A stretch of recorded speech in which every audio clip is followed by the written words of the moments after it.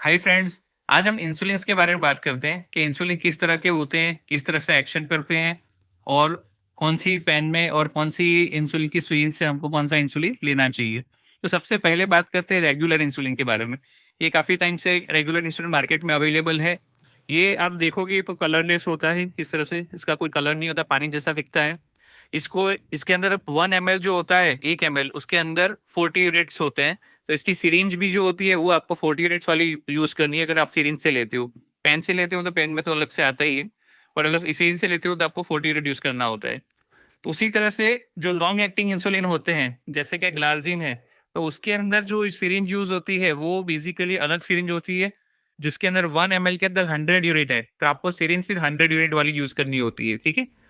तो regular insulin जो है वो 0.5 to 1 आवर में उसका जो एक्शन है वो शुरू होता है। 2 से 3 घंटे तक उसका एक्शन चलता है और ऑलमोस्ट 6 to 8 आवर्स तक उसका एक्शन रहता है।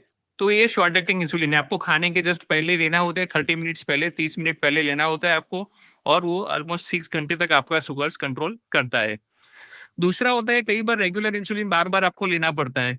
तो कई बार डॉक्टर्स ने प्रीमिक्स इंसुलिन बनाया। प्रीमिक्स के इसका मतलब ये हुआ कि जिसके अंदर रेगुलर इंसुलिन और उसके साथ एक लंबे टाइम तक काम करे ऐसा इंसुलिन, दोनों को मिक्स किया गया है। तो उसको हम कई बार वो प्रीमिक्स इंसुलिन बोलते हैं। उसका जो कलर होता है वो ऐसा थोड़ा सा आप देखोगे कि व्हाइटिश जैसा कलर होता है।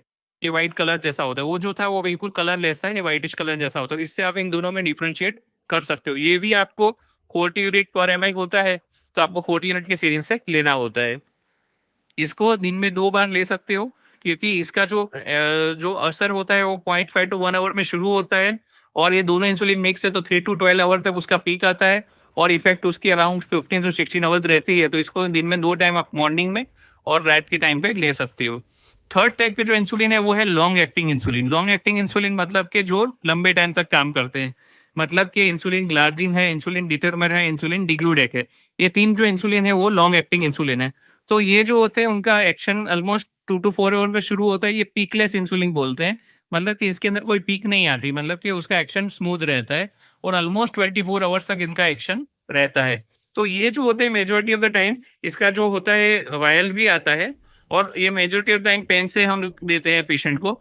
तो इसके अंदर जो पेन होती है, इसका जो 1 ml के अंदर जो होता है 100 यूनिट होता है। तो इसलिए अगर आपको अब 40 यूनिट की सीरिंज से कई बार पेशेंट गलती करते हैं कि पेन के अंदर से या वायल के अंदर से 40 यूनिट की सीरिंज से ले लेते हैं। तो 40 यूनिट की सीरिंज से आप लोगे तो आपको डबल डोज जाएगा।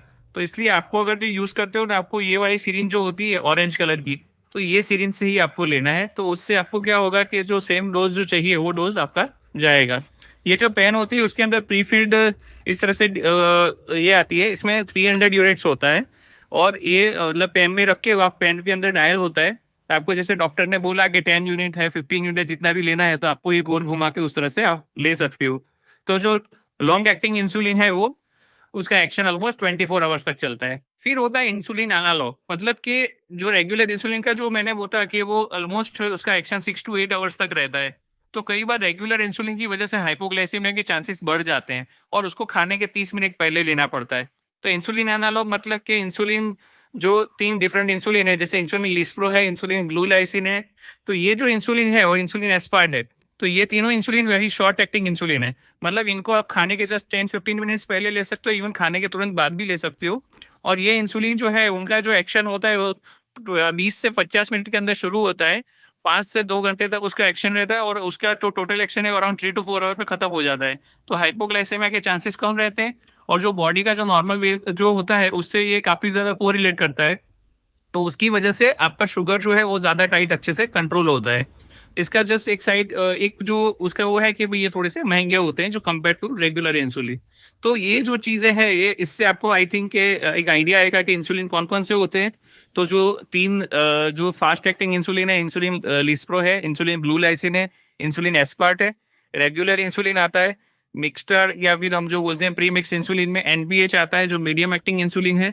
उसके बाद जो लॉन्ग एक्टिंग इंसुलिन है उसके अंदर इंसुलिन ग्लार्जिन आता है, इंसुलिन डिटरमिन आता है और इंसुलिन डिक्लूडेक आता है। तो इस तरह से ये different kind of insulin available है।